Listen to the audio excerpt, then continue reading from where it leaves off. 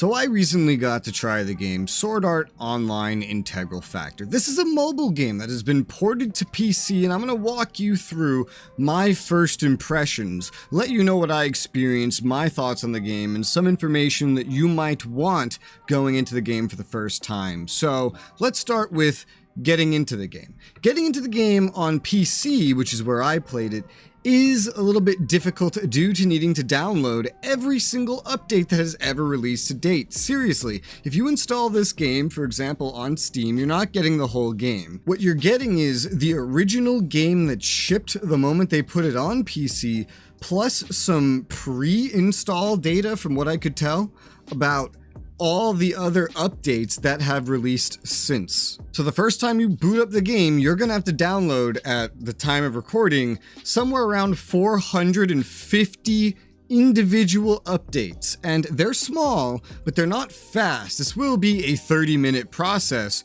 currently, and the game's only been on PC for 6 months. This is limited by their servers and not your internet speed, unless your internet speed is just really that bad, because with gigabit download, it took me 30 minutes to go through these 450 updates, and I had to go through it twice, but more on that later.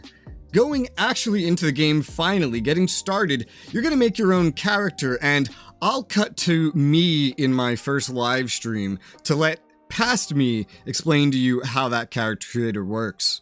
I went ahead and I already made my character just to kind of confirm it worked. This is what I came up with. There's not a lot of choices.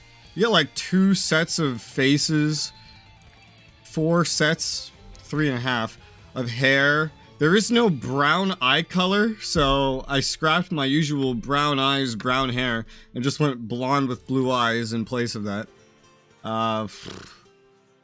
It's not an insane amount of customization. You have 5 heights: extra small, small, medium, large, extra large. You have skin colors, but I feel like there's very few correct options. This is like the default. This makes sense, right? This looks like your stereotypical Asian anime character. You can darken it, and you can tell very clearly that you are just darkening it. It's not like a complete new setup, you're just recoloring it, because not only does this look wholly unnatural, looks like I just turned into a walking Nutella, but this looks like I have a spotlight on me at all moments. And 3 of the options for skin color are just this. So I just went with this because, I don't know, it just seems the most realistic to me. There's a bunch of scars and face paints and makeups that you could do, but my guy already looks like a girl, so. This is a guy, by the way. This is his voice. They all speak Japanese. Come on. Alright, that's all for the character creation. There's really nothing to it. It's pretty damn simple. Thanks, past me, and now present me has some additional things to note. There is a predetermined character appearance that appears in certain cutscenes, aka little anime picture slideshows that the game uses in place of cutscenes that you might have to dig through the character creation to make. It is pretty simple, so it takes maybe 10 minutes to figure it all out. I changed my character to look like the generic protagonist later, which is just some generic brown hair, short, basically looks something like Kirito but with brown hair.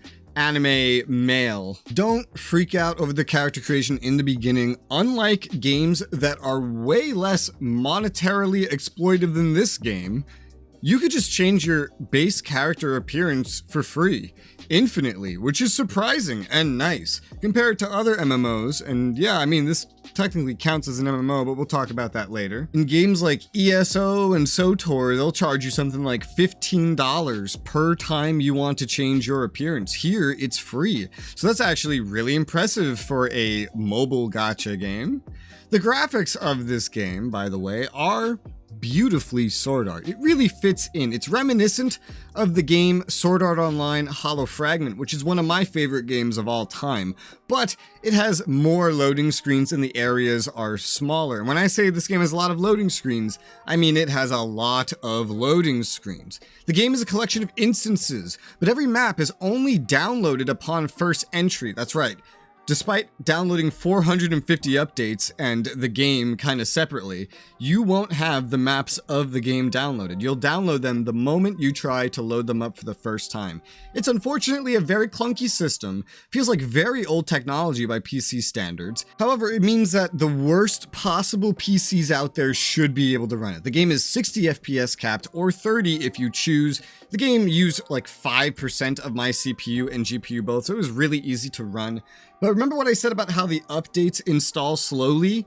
Well, there's more to it than just that. The loading screens themselves go very slowly. Whether you have this on a SATA SSD, an NVMe SSD, or a hard drive, I don't think you'll really notice any difference in loading because it also seems limited. Wouldn't be by their servers, I would think, because once you do the initial download, you have it already on your computer, but every loading screen goes pretty much the same pace once you already have it downloaded. So if you're looking for something open world or you really just hate loading screens, you might not be too happy with this. Every time you encounter a new asset as well, be it an item, some sort of PNG, a character, some collection of models or assets, it's going to download those on the fly as well. This is a game where you download things as you experience them rather than everything all at once. The music of this game is amazing. It fits right in with Sword Art and really helps to immerse you. It's really great and it helps set the atmosphere and make up for some other things that might be lacking in this game. The combat of this game is a clunkier version of tab targeting. You mostly just spam a couple of skills, 4 that you can set per set. You swap sets mid-combat between 2 to utilize up to 8 skills. Likely the way this works is because of mobile limitations of, you have to be able to press the buttons individually. They can't be a tiny hotbar. So 4 things max plus a basic attack. There are no auto attacks. Basic attacks require constant input, such as holding F, for example, or spamming it otherwise if you prefer that by default, but you can rebind things somewhat. This system makes it feel almost actiony, even though it is tab targeting, but since it is still tab targeting, if you don't select the exact target you want first, then attacking the wrong target is easy. The PC controls are emulated, it feels like. The mouse is stuttery and clunky as a result. Extra mouse buttons are limited to bind. You might need to just use function keys on your mouse bindings to use any extra buttons.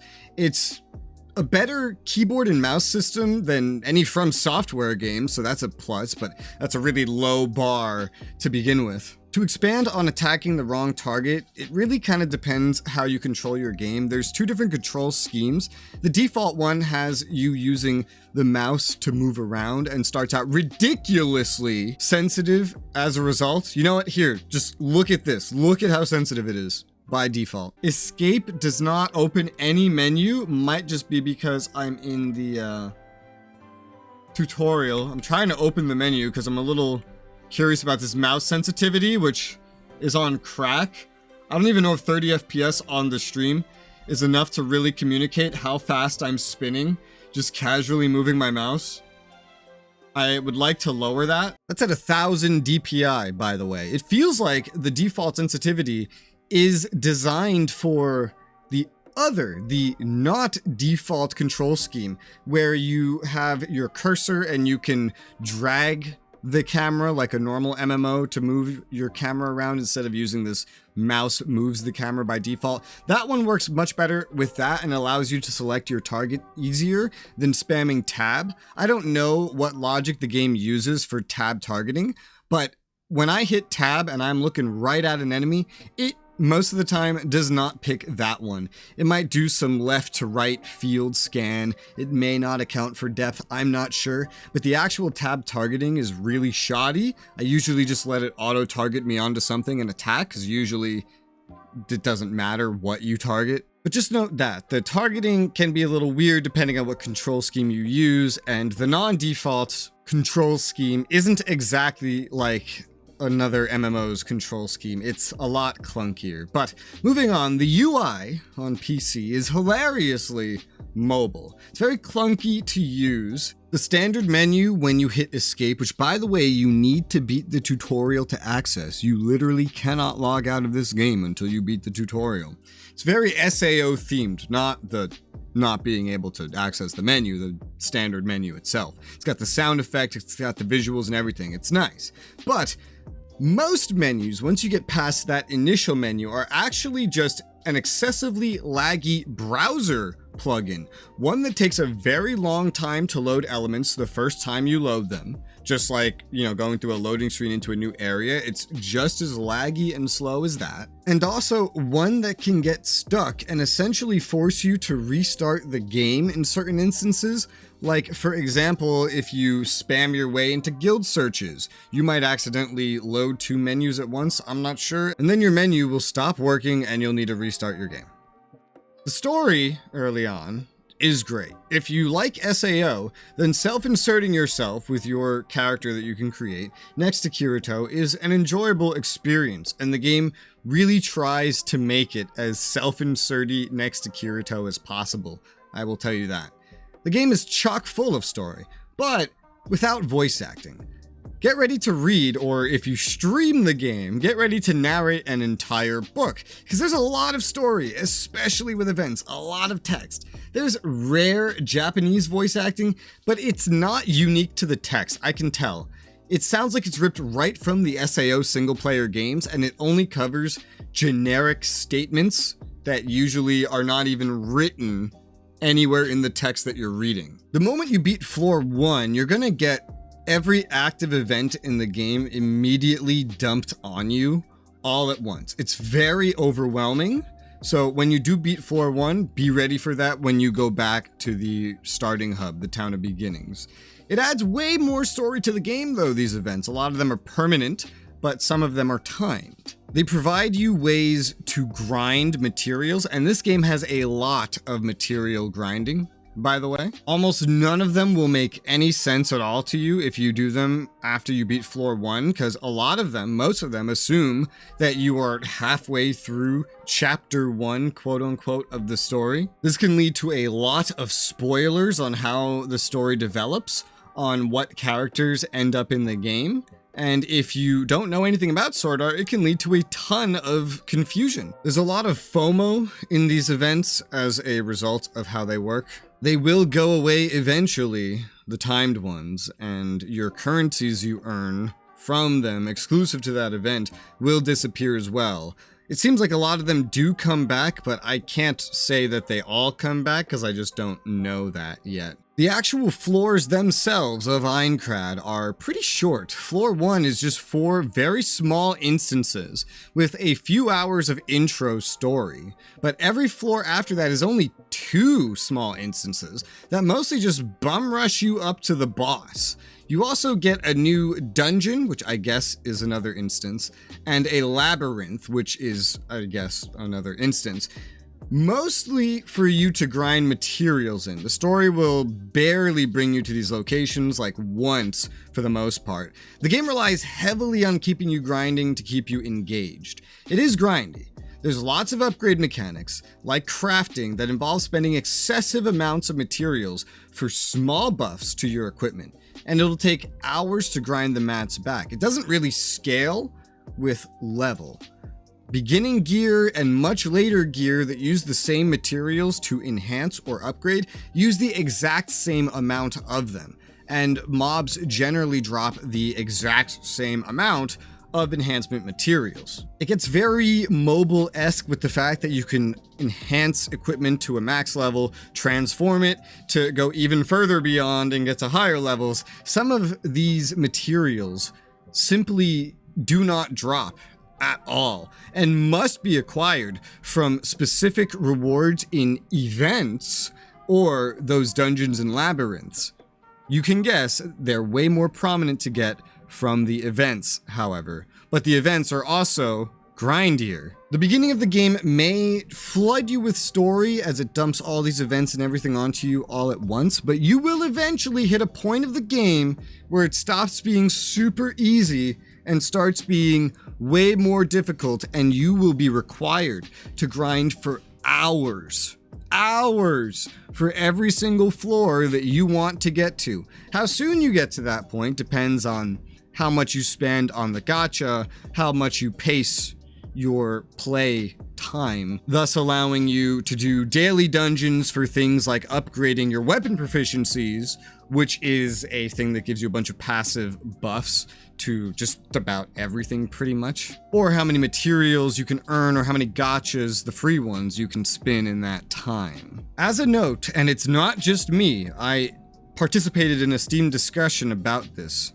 This game had a bug that I experienced after my first day of play.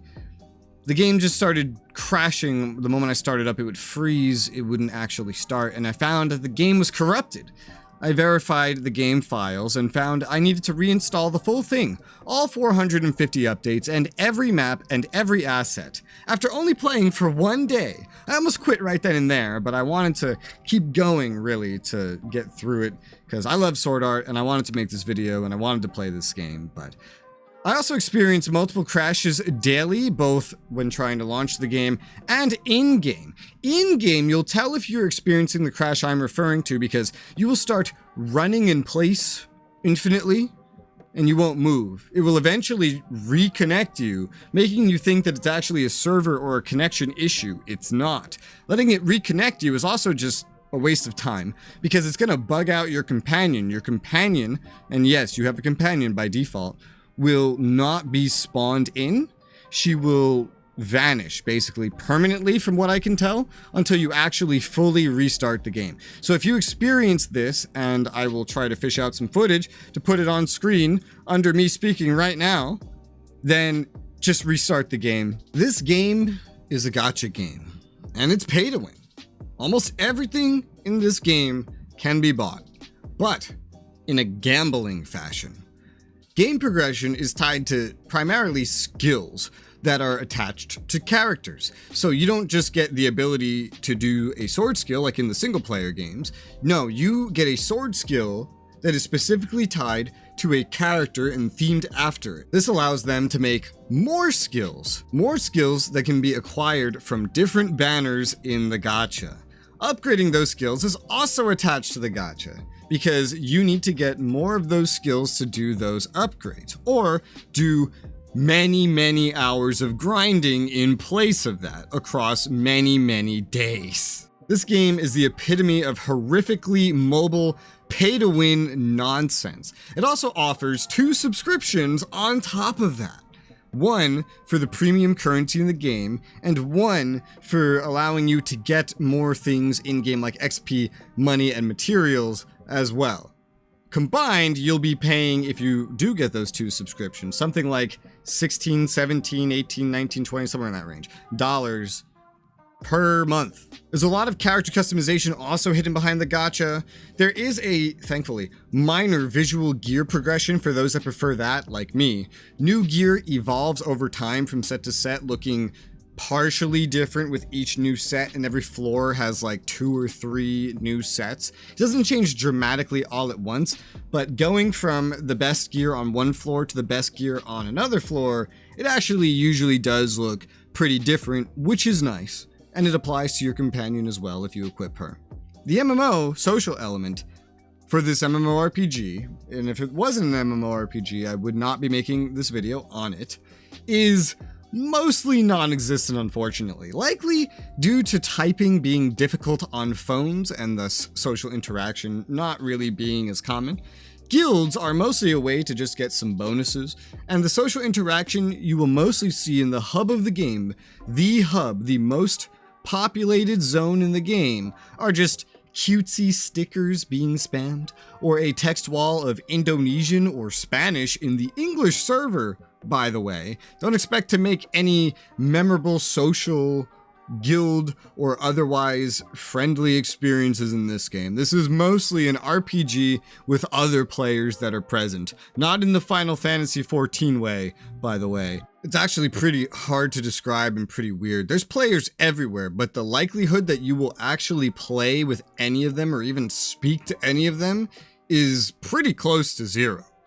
The game is cross-platform, which is nice. It's free to get into, and you can play for free. You just can't go from playing on your phone to PC seamlessly.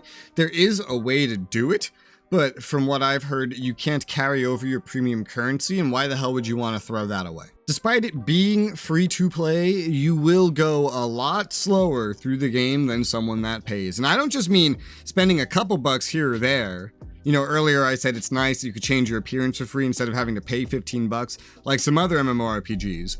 But pay to win PC MMORPGs are like, if you spend 10 bucks, 20 bucks, you'll actually have a pretty notable advantage and you will be pretty well off.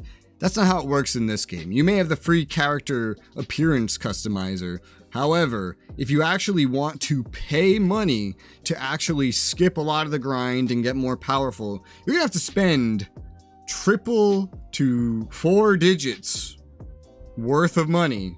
We're talking here hundreds to thousands, that many zeros. The most the game prompts you to spend is $80, and I've done more rolls just by playing the game than that would buy me. Meaning, if I actually wanted more stuff, and God, I need way more stuff, I'd have to spend at least somewhere around $1,000 realistically, mathematically, and then I'd still be missing things. Not to mention, since a lot of these banners are timed, but overall, that is what I experienced in the game. That is what I found out about the game, and those are my thoughts. So, would I recommend it? Well, as an SAO fan, if you like SAO like I do, then yes, I would recommend it. This is one of the only SAO games that exists. It's on PC now. It's not as good as the single-player games, but there's not a lot of single-player games, even with 3 different developers making them. If you're not an SAO fan, then you need to like RPGs with action, tab targeting, that sort of flavor of combat, to like this. You need to like gotchas. Personally, I wouldn't like this if it was some unique developer-made IP and not SAO, but it is SAO, and that's why I tried it, and that's why I'm gonna keep playing it. I plan to play more of this, so that's a pretty good sign of how much I enjoy this game. So hopefully this video has been helpful to you. For now, thank you guys very much for watching, and I hope to see you on another one.